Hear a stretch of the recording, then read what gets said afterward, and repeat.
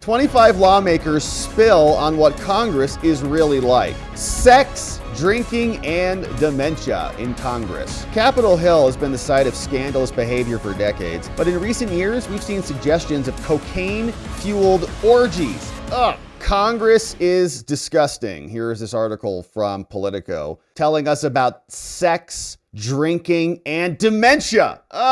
All at the same time? What does that look like? 25 lawmakers spill on what Congress is really like. They interviewed a bunch of people, Democrats and Republicans, some on the record, some anonymously, about life on Capitol Hill. And this is what we've learned. All right, let's see who's inside here. It's hard to find an institution the public loathes more than Congress. It's true. But guess what? A lot of people in Congress aren't happy with it either. So to get an inside look, we went down. We talked to 25 people who were ready to dish about it. We talked about what they hate and love, why it's broken, what's for dinner, and more. We had a delicate conversation about aging lawmakers and their public deterioration, like Joe Biden, Mitch McConnell, and more. One member said he had up to a dozen colleagues who aren't up to the job. Yeah, that's at least. And whether people are actually showing up drunk on the floor, it's not a no, right? They're showing up hammered, as well as the survival mechanisms that get them through a grueling day. We talked politics and more. Here's what they said at length. Fetterman said, you know, how absolutely lame it is. You honestly think that life is full of House of Cards or snappy dialogue out of the West Wing? And it's sad. You're constantly living out of a suitcase. That's how it's just lame. It's not anything interesting. It's sad. It's an endless grind that is far less romantic than people might think, says Representative Richie Torres. Everybody thinks we fly around in Air Force One and dine at the French embassy every night. But reality is, I'm eating burritos and McDonald's more often than I'm dining in any embassies. It's also a lonely life. It's really hard to establish friendships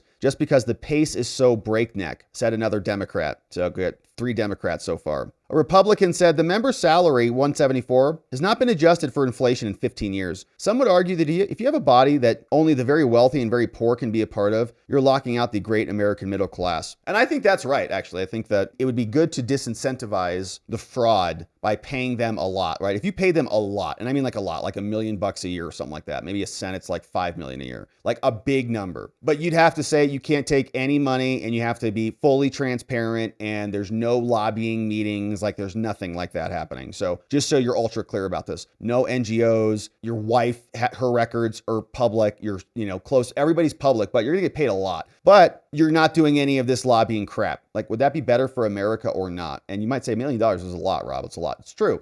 But you're almost creating a wall to protect them against graft coming in from the side door. And you're requiring them to be at a heightened standard of scrutiny, one that they're not now. And it might incentivize better people to come, right, into this fold, because $1 million is a nice chunk of change. And then you hopefully disincentivize them from having to go out and make money on stocks and other things. But Clyburn says, if people knew the truth about the compensation of congressmen, they'd be shocked. I have people who land in the airport here and call me and ask me, can I send my car for them? I mean, my first term here, I didn't even own a car. Yeah. Now, let's also be clear. Like, I'm also not in favor of these whiny Congress people. They've got, just write a book, okay? Just like write a book, start a podcast like Ted Cruz. There's lots of other ways you can create income. So when they start doing this like whining stuff, I'm also thinking to myself, don't be so pathetic, okay? There's many ways to make money in this country without being corrupt while you're a congressman. Go give speeches or whatever you need to do. Write some books, start a podcast like Ted Cruz. There's ways you can monetize your position of power. Look at AOC, okay? Like, look at her following and stuff like that. You have one of the biggest microphones in the world. So you should have money if you are producing productive things. Now, I got elected in 2018, said this person, Sean Casten, another Democrat. One of the first things I had to do was to sit in a classified briefing, taking notes and more. I'm sitting there furiously taking notes. I look at Alyssa Slotkins. I'm thinking, man, I'm swimming with the big fish now. I'm vibing with CIA officers, because that's who she is, Alyssa Slotkin, CIA. We walk out of the briefing and she goes, the F you doing taking notes in a classified briefing, she says. The F are you doing? You effectively get a security clearance without a background check. So she's yelling at him. I'm with the CIA, and now she's in charge of a lot of stuff. It's common to book out members' time in 15-minute increments. I can just be getting into a conversation with people. There's a knock on my door. So I'm getting interrupted a lot. I just drink massive amounts of caffeine all the time, says Riley Moore. When things are going bad or when things are getting ugly, I'll try to find a thrift store. It's soothing and comfortable, says Cleaver from Missouri. Practicing radical self-care and recognizing that every person here is not an adult, saying no is very important, says another Democrat. Kind of feels like the Democrats are just kind of whining. Am I interpreting this right? Like all their statements seem whiny. Here, Eli Crane, shout out to Arizona, says, going to the gym is a big part of my day. Shout out, bro. Totally. But I also found that the Whole Foods has some really good snickerdoodle cookies.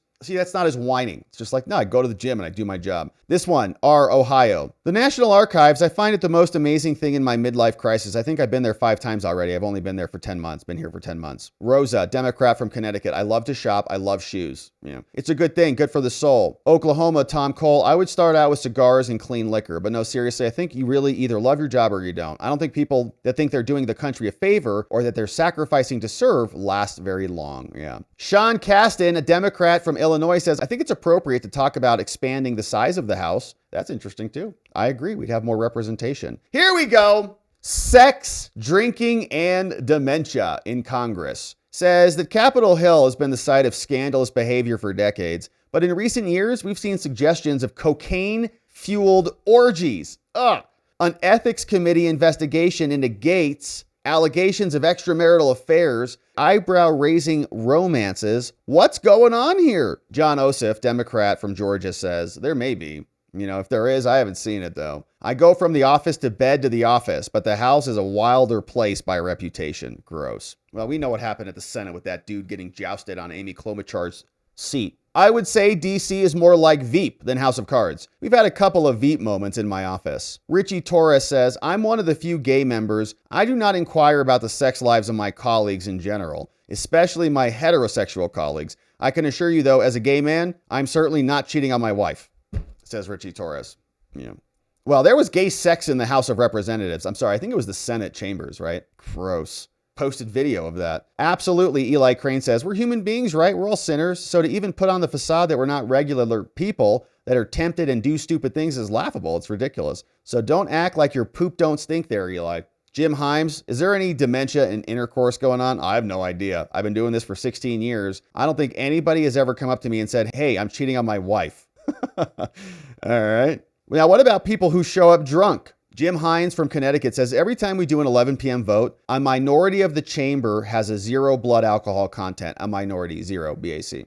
Now, that's different than voting drunk. I don't think I've ever seen somebody demonstrably drunk on the floor, but they're all buzzed. They're all feeling pretty good. Don Byer, Democrat, says, well, I've seen one Republican who, unfortunately for you, has to go unnamed, show up drunk a number of times. There were 1 or 2 Dems I thought might be high on something, but not drunk. Great. Maybe I'm not in that club because I don't drink, says Riley Moore from West Virginia. Another House Republican anonymously said, this is a cross-section of society I suspect I don't know. I serve with functioning alcoholics, just as I serve with people who take too many prescription drugs. As long as they're functional, which means able to do their job in a way that satisfies their folks back home, it's not really my position to grumble or to complain. Sean Cast in Illinois says, if you were prone to substance abuse, everything about this job probably makes it worse. Steve Cohen says, I have never seen anybody drunk on the floor. I don't think anybody drinks around the floor. I knew a couple of guys that might have had it or had a drink, but the guys I knew that had a drink, they never showed it. They could hold their liquor well. Ro Khanna says, if people want to come to under the floor drunk and vote for Medicare for all, I'd rather they do that than be sober and be wondering how much pharma and insurance money they'll be collecting at their next fundraiser.